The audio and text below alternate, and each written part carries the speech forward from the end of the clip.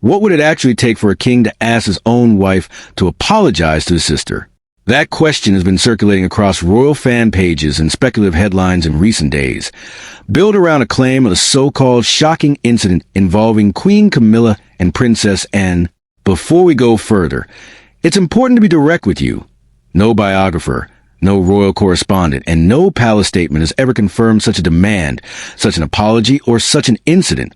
What we can explore, honestly and carefully, is the real, well-documented relationship between these three figures, and why headlines like this one find such fertile ground within the House of Windsor's long history of quiet friction beneath the composed public surface.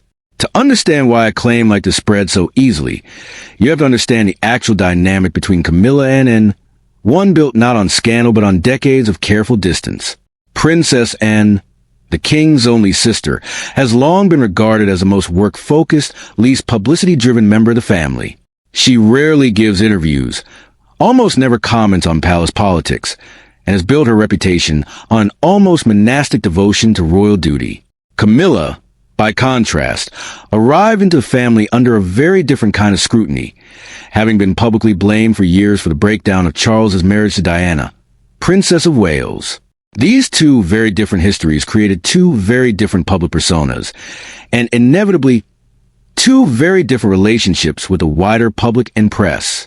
Royal biographer Penny Junor, who has written extensively about Charles and Camilla's decades-long relationship, has described how Camilla worked patiently for years to be accepted, first by the family, and only much later by the public.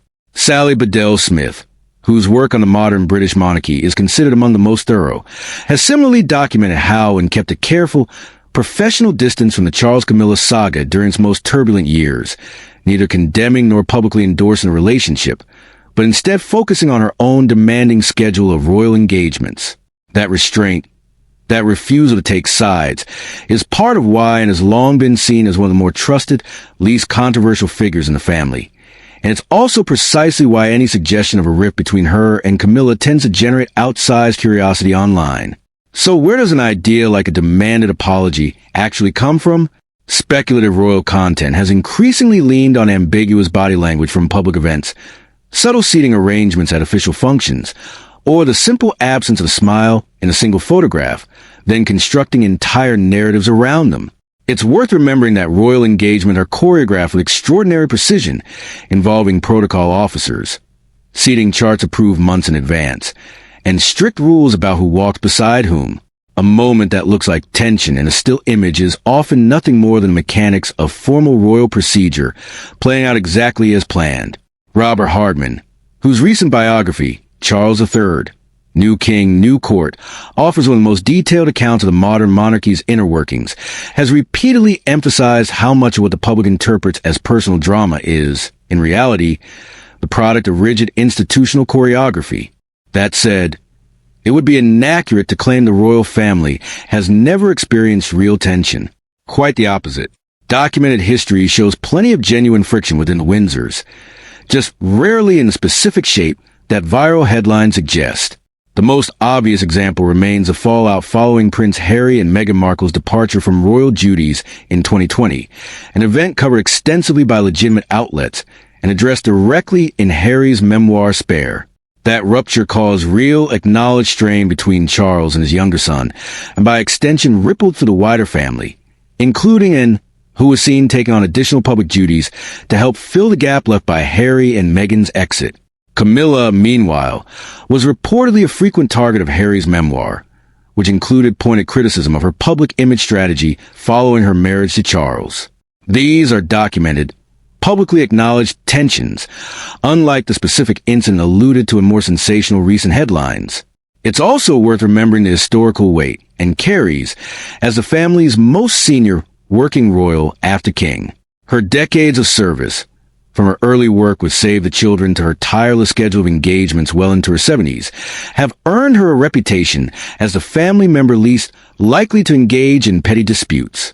Angela Levin, another respected royal author, has noted in her writing that Anne's approach to royal life has always prioritized duty over personality, a trait that stands in stark contrast to more emotionally driven narratives that dominate tabloid coverage of the family.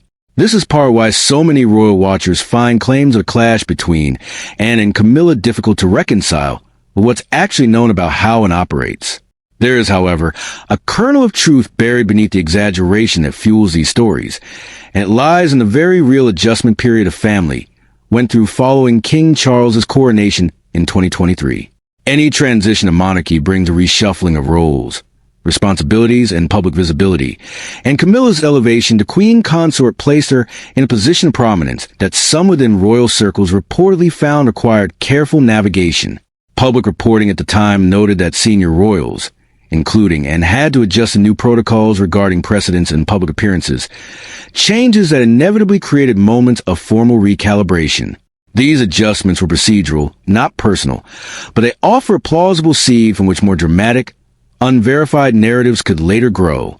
Adding another layer of context, the year 2024 brought genuine health crises to the family, with both King Charles and the Princess of Wales announcing cancer diagnoses within weeks of each other. This period placed Anne in an even more visible public role, stepping up to support her brother during his treatment while continuing her own full calendar of engagements. Camilla, too, took on additional responsibilities, often appearing at events that would traditionally have involved the king himself. Reporting from this period, largely from established outlets like the BBC and outlets citing Buckingham Palace's own statements, described a family working in unusually close cooperation during a difficult stretch, a portrayal that stands in direct contrast to any narrative of internal conflict. It's this contrast between documented cooperation during genuine crisis and speculative claims of hidden conflict that makes headlines like the one framing this video so effective at capturing attention, even when they outpace the facts. Human curiosity is naturally drawn to conflict, especially among people whose lives appear so carefully controlled and outwardly harmonious.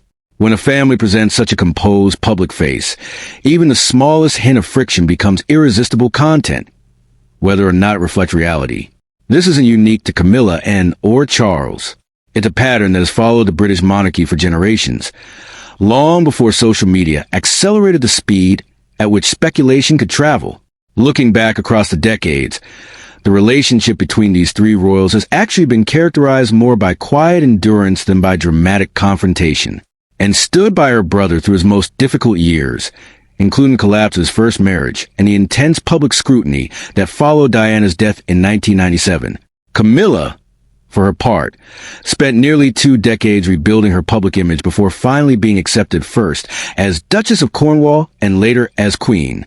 Whatever private disagreements may have occurred between these two women over the years, and it would be naive to assume there were none, nothing publicly documented suggests anything resembling a shocking incident or demanded apology. What we do know, from the accounts of serious biographers and the family's own public conduct, is a story of gradual acceptance, professional distance, and eventual careful cooperation. In the end, perhaps the most honest conclusion is this: the British monarchy has always thrived on the tension between what the public imagines and what actually occurs behind palace walls.